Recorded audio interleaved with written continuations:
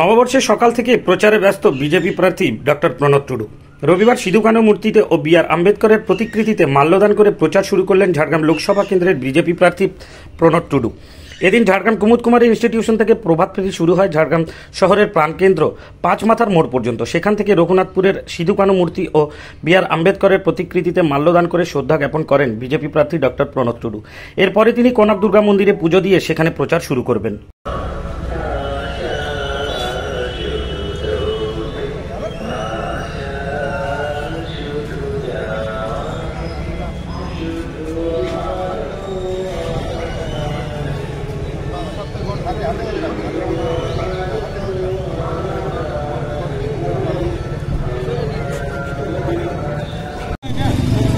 আজকে আমাদের পয়লা বৈশাখ, খুবই আনন্দের দিন এবং হচ্ছে যে আজকের দিন থেকে আমরা আমাদের অনেক রকম উইশ থাকে, সেগুলো আজকে নতুন করে আমরা সেটাকে শুরু করব।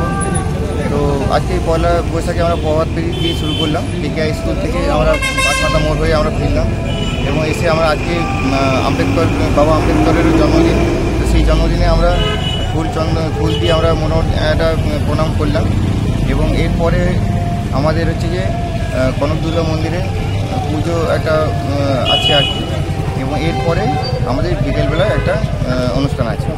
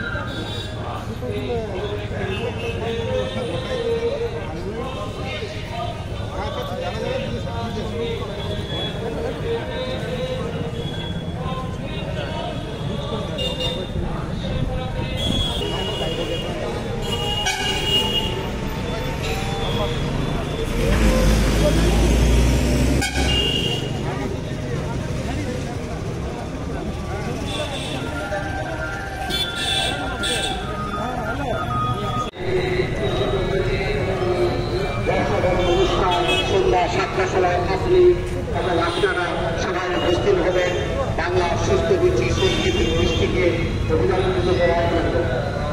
আমরা ঠিক সন্ধ্যা 7:30 সময় এই জায়গাতে